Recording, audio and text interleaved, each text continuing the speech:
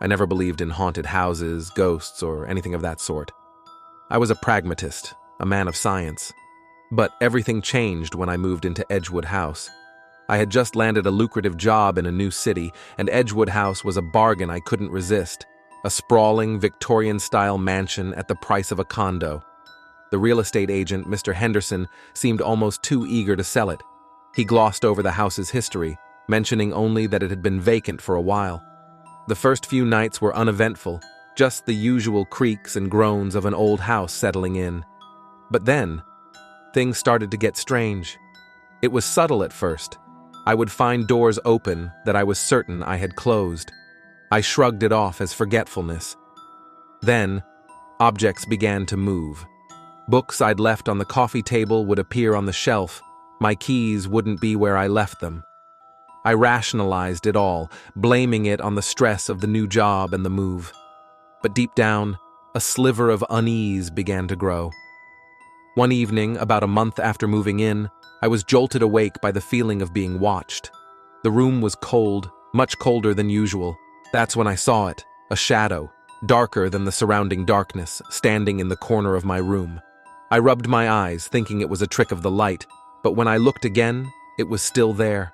Paralyzed with fear, I watched as the shadow slowly, almost imperceptibly, moved closer. When it was just a few feet away, it vanished. The room's temperature returned to normal, and I was left there, heart pounding, trying to convince myself it was a nightmare. But it wasn't a nightmare. Every night, the shadow returned. Each time, it came a little closer, and each time, it vanished before reaching me. I started researching the history of Edgewood House, desperate for answers. What I found chilled me to the bone. The house had a grim past. It was built in the late 1800s by a wealthy businessman, Albert Edgewood. He was a recluse, rumored to be involved in occult practices. After his mysterious death, the house changed hands multiple times, but no one ever stayed for long. The townsfolk spoke of curses and ghosts, but I wasn't convinced, not yet. One night, as the shadow crept closer than ever, I decided to confront it. I mustered all my courage and spoke a, "What do you want?"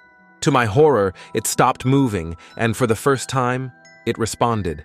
Not with words, but with a guttural, otherworldly sound that filled the room. The air grew heavy, suffocating. I could feel its anger, its hatred. From that night on, the hauntings escalated. Doors would slam shut, windows would shatter, and the shadow would appear not just at night, but in broad daylight. I was living in a constant state of terror. I sought help from a local priest, but when he entered the house, he turned pale and refused to stay, mumbling something about an unholy presence. I was on my own. One evening, as I was attempting to gather my belongings to leave, the house went berserk. Lights flickered, the walls seemed to breathe, and the shadow appeared, more formidable than ever. It was then that I realized it wasn't just a shadow. It was a manifestation of something far more sinister, something tied to the very essence of Edgewood House. In a moment of desperation, I found myself in the attic, where I stumbled upon an old chest. Inside, there were various occult items and a journal belonging to Albert Edgewood. The entries were disturbing. They spoke of rituals, sacrifices, and a quest for immortality. As I flipped through the pages, the house's activity intensified. I knew then that this was the source of the haunting. Edgewood had unleashed something he couldn't control, something that had consumed him and now haunted the house. I did the only thing I could think of. I gathered the items and the journal and set them ablaze in the fireplace.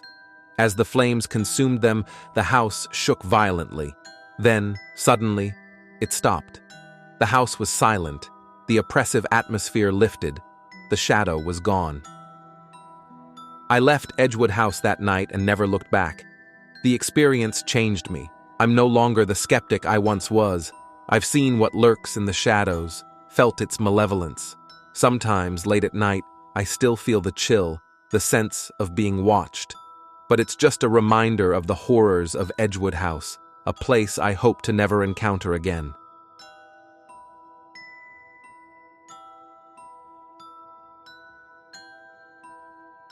I always believed that moving into a new house was a fresh start, a chance to build new memories.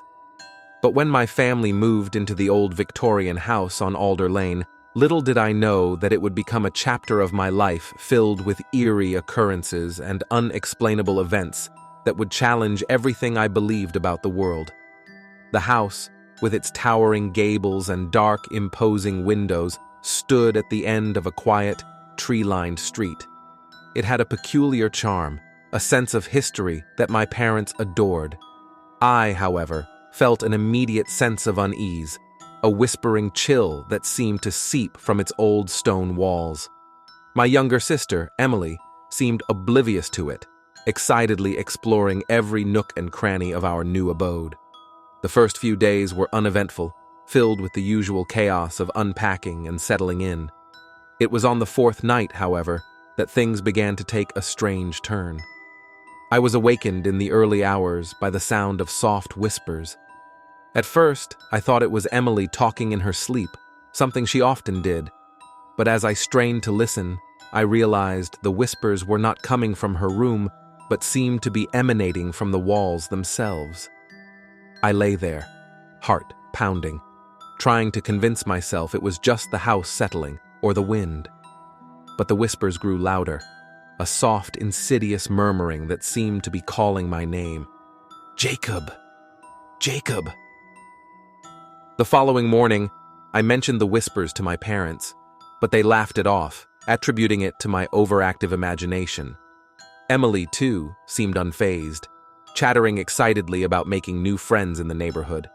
As days turned into weeks, the occurrences grew more frequent and more disturbing. Objects began to move on their own. I would find books I had left on my desk on the floor, and Emily's dolls would often be found in different positions than where she left them. One evening, as I was doing my homework in my room, I heard a thud from the attic. It sounded like something heavy being dragged across the floor. My heart raced as I slowly ascended the creaking attic stairs. The attic was empty, save for old boxes and furniture covered in dust sheets. But then I saw it, a small old rocking horse that was not there before. It was rocking gently, as if someone invisible was sitting on it. I bolted from the attic, my breath ragged with fear. That night, I heard the whispers again, louder, more insistent. They seemed to be laughing, a low, mocking chortle that sent shivers down my spine. The most terrifying incident, however, occurred one rainy night.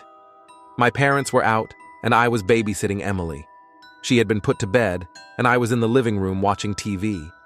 Suddenly, the power went out, plunging the house into darkness. I fumbled for my phone, using it as a makeshift flashlight, when I heard Emily scream. I raced upstairs to her room. The sight that greeted me made my blood run cold. Emily was sitting up in bed, her eyes wide with terror, pointing to the corner of the room. "There's a man there!" she cried. I shone the light towards the corner, but there was nothing there. I tried to calm her, saying it was just a shadow or a trick of the light. But Emily was inconsolable, insisting that a man had been standing there, watching her. When my parents returned, we told them everything. They were concerned, especially about the incident with Emily, but they still seemed to think there must be logical explanations for everything. I wasn't so sure. The whispers continued, the feeling of being watched, the sense that the house was alive with some malevolent presence. It was suffocating, this sense of dread that hung over me like a cloak.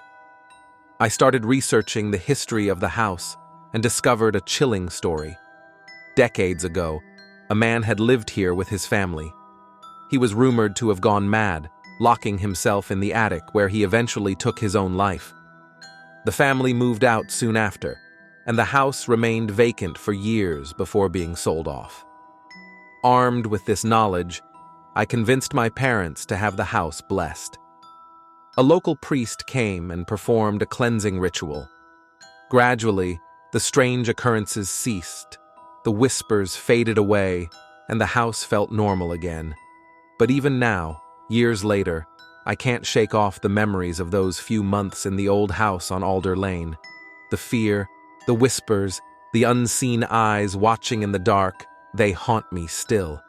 It's a reminder that some places hold secrets, echoes of the past that refuse to be silenced. And sometimes those whispers can be more than just the wind.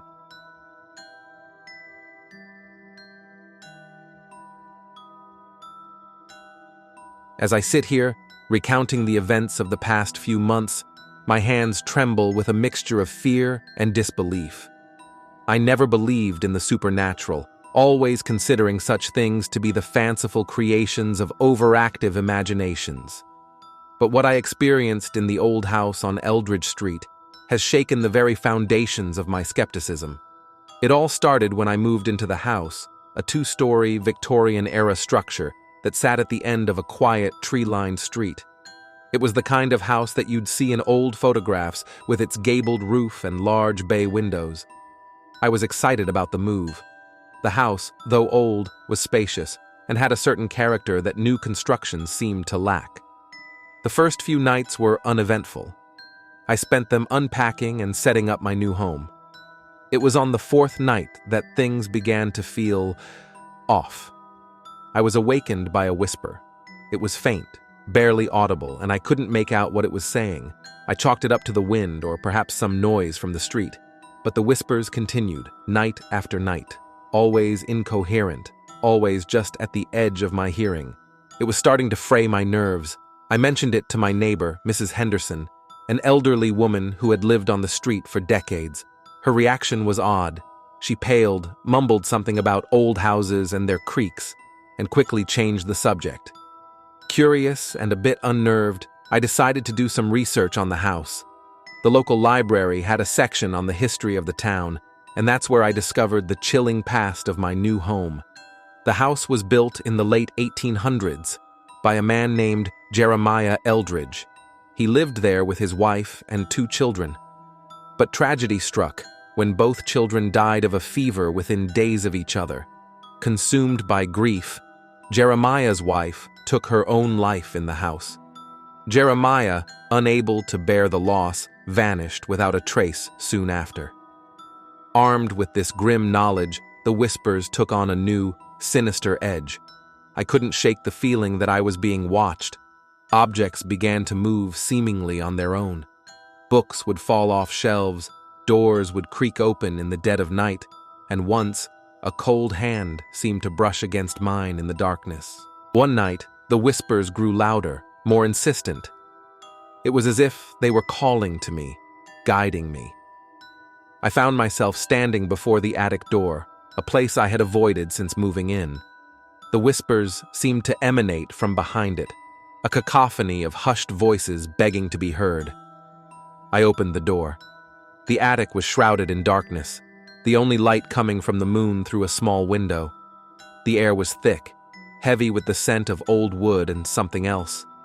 Something faintly metallic. As my eyes adjusted, I saw them. Figures, ethereal and translucent, drifting aimlessly around the room. Children, 2 of them, playing with a ghostly ball. And a woman, sitting in a rocking chair, her face a mask of eternal sorrow. I stood there, frozen in terror and fascination, as the woman's gaze met mine. Her lips moved, and the whispers coalesced into words I could understand. She told me of her pain, of her family's tragic end, and of her husband's descent into madness. She spoke of a curse that had bound their spirits to the house, unable to move on. The next thing I remember, I was outside, the early morning sun stinging my eyes. I don't know how long I stood there, in the attic, listening to the dead. But I knew I couldn't stay in that house. I moved out the very next day, leaving most of my belongings behind. I couldn't bear to be in that place a moment longer. Mrs. Henderson watched me leave, a knowing look in her eyes. She never said a word, but I think she understood. It's been months since I left Eldridge Street, but the memories of that house still haunt my dreams. Sometimes, in the stillness of the night, I swear I can still hear the whispers, calling me back to the house where the walls speak of tragedy and loss. But I know I can never return, for some horrors are too real, too deep to ever truly escape.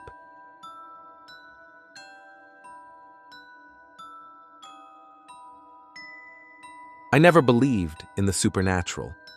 Not until we moved into the old Henderson house, just on the outskirts of our small town.